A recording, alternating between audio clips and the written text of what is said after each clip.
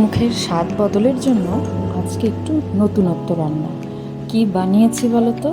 কারি পকোড়া। যদিও এটা আমাদের এদিকে রান্না নয়, চলো দেখে নিই কীভাবে বানালাম।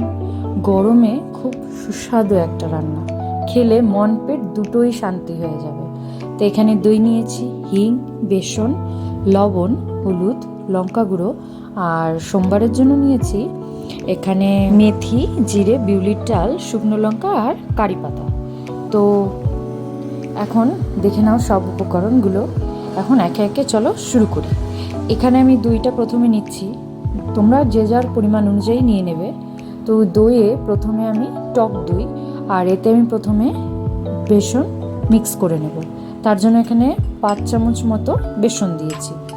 তো আরেকটু দিলাম। তো আর দেব শুকনো লঙ্কা। আর ঝালটা এখানে যে যেমন খাবে সে সেরকম পরিমাণেই দেবে।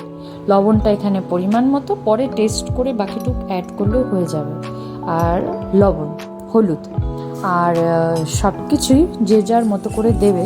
কিন্তু এখানে অতিরিক্ত হলুদ দিলেও হবে না, কালারটা বেশ হালকা থাকবে। তো দেখতেই পাচ্ছ আমি ভালো করে লাম্পস ফ্রি করে এটাকে মিক্স করে নেব, একদম ভালো করে ফেটিয়ে। তো আমার হয়ে গেছে প্রায়, দেখতেই পাচ্ছ কতটা মিহি দেখা যাচ্ছে।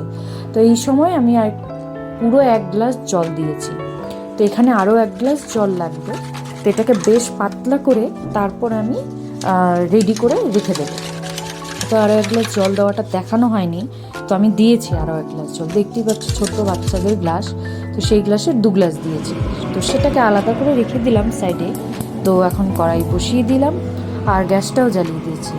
তার সাথে এখানে দিয়ে দিলাম সাদা তেল।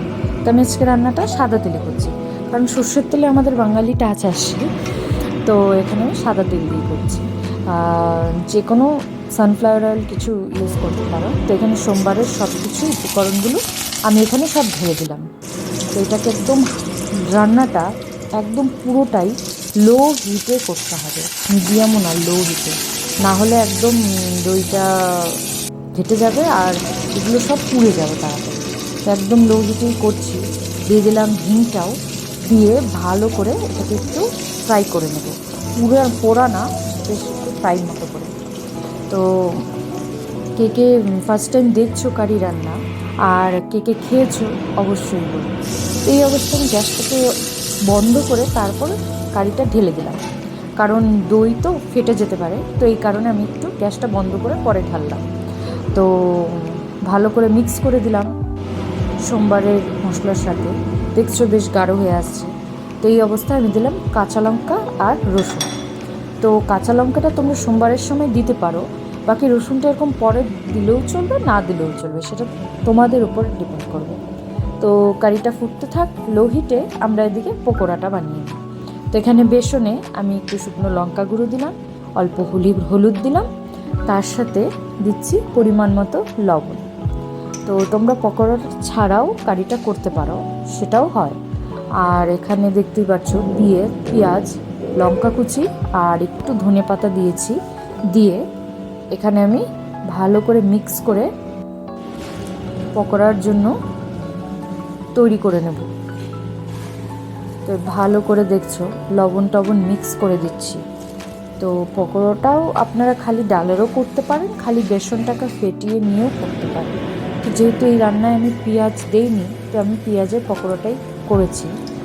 তো একটু এগুলোকে একদম আলতো হাতে কম হিটে আস্তে আস্তে ভেজে নিতে হবে লাল লাল করে। তো পকোড়ার সাইজটা অবশ্যই আপনাদের উপর ডিপেন্ড করবে, কিন্তু এই সাইজটা মিডিয়াম, এটা ভালো লাগে এই পকোড়া কারিতে। তো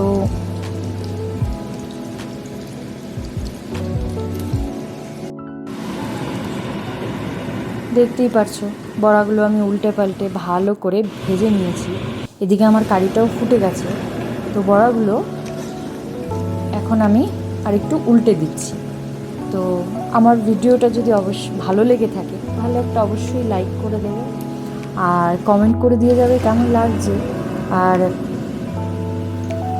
দেখো আমি পকোড়াগুলো তুলে নিচ্ছি আস্তে আস্তে, তেল ছেঁকে ছেঁকে। তো কেমন লাল করে ভেজেছি, পুরো কড়া করিনি ভাজাটা, মিডিয়াম মতো করে তুলে নিচ্ছি। এগুলো আবার কারিতেও একটু ফুটবে, ফুটে নরম হবে।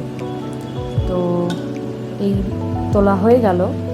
তো এখন কারিটা দেখে নিই একটু কেমন হচ্ছে।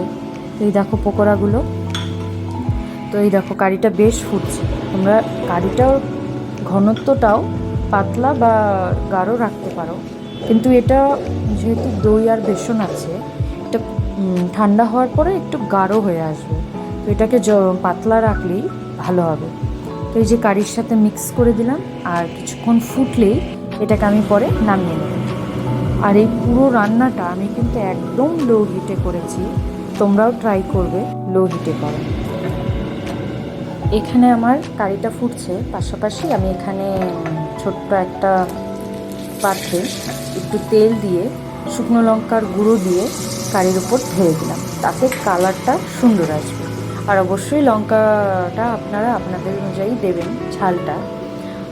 তো আমি একটু স্পাইসি ভালো পাই, স্পাইসি লাভার, তো এই তো আরেকটু দিলাম, কালারটাও ভালো আসে তাতে। নামিয়েও নিয়েছি, এখন গরম গরম ভাতের সাথে পরিবেশন করব।